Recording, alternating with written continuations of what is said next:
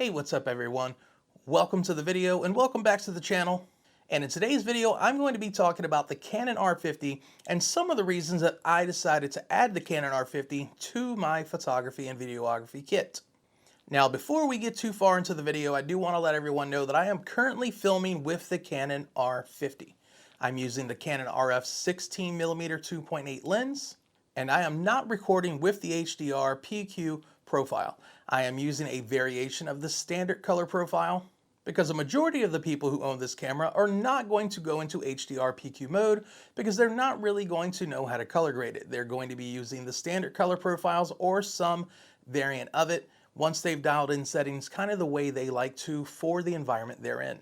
As many of you guys know, I use a Canon R5 for my standard photography as well as all the video on this channel.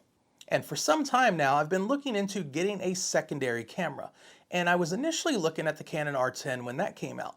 The price seemed right at about $900 for the body, and many of the lenses that I already owned were going to fit onto it with no problem at all. Now, before I could ever pull the trigger on that, the Canon R50 got announced. And when I saw what the price of that was going to be and that it was going to be essentially a smaller version of the R10, I went ahead and decided to wait for the Canon R50 because of the fact that the body only comes in at $679 versus $899. And as somebody who just wanted to use this as a secondary camera to either do overhead video for unboxings, to do maybe some B-roll shots, to take out and get photos in places where I wouldn't want to take my more high-priced camera, the body-only version of this camera really fit those needs and requirements. Now, considering the fact that I wanted to use this as a secondary camera to my R5, I already had a handful of RF native lenses, as well as an RF adapter so that the EF lenses I own could also work on the RF platform. Every one of those lenses is already going to interchange with this camera beautifully, just like the 16mm that I'm currently recording with right now. Now, one of the next reasons why I actually think I am going to prefer this Canon R50 over the Canon R10 is the form factor.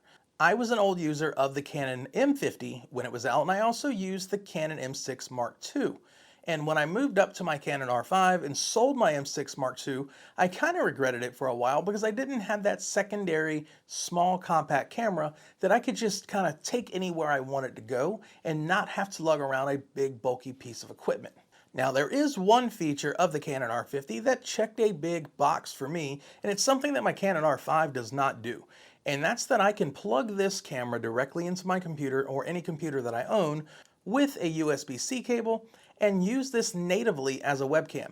Zoom, OBS, or any of those other pieces of software for webcam or live streaming are going to recognize this as a standard webcam just by being plugged into the USB-C, which is going to make webcam functionality a whole lot easier than having to plug it into a capture card, configure your software, and all the other caveats that come along with a capture card. Not to mention, if you are using a capture card and you want to go from computer to computer, you essentially have to unplug all your stuff, move it to a whole nother computer, and that's assuming you're using a portable capture card and not something like an internal capture card on a desktop. Now, the unfortunate part of this is that it does not charge the camera through USB-C. If you want to use this longer than about 45 minutes to an hour, you will need to buy a dummy battery, which I can put some links below down in the description. They don't run more than about $28 to $30 for a dummy battery, but it's going to allow you to have full-time power to your camera as well as have just the standard USB connection directly into your computer. Now, I know a lot of people are going to say, well, that's not really any more or less connections than using a capture card, but the major difference is not having to buy the capture card. If you're using a capture card, you would still need a secondary plug into the camera or a dummy battery in order to power the unit. That way you can get full-time power. Now, you are going to be saving about $100 to $120 for something like the Elgato webcam capture card that's been out for quite a while.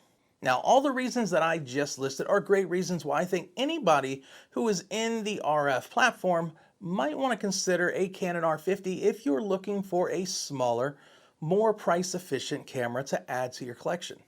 Now that I have this Canon R50, I plan to put out a bunch of different videos specifically for the R50, where I show some of the best accessories to get with the R50, some of the best settings for video and how to set up your camera in general, how this camera performs with different RF lenses and different scenarios, and much, much more. Pretty much if you have an idea of a type of video you want to see for the R50, let me know and I will try to put it out, because I would like to do a lot with this camera and use it a lot for my YouTube channel.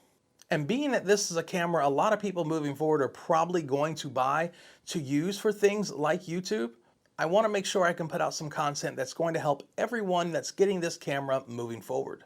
All right, guys, that's going to be it for this video. If you like the video and want to see more, please give it a thumbs up and consider subscribing to the channel. Also, consider hitting that bell notification. That way you can get alerts on future videos that I put out. And with that being said, until next time.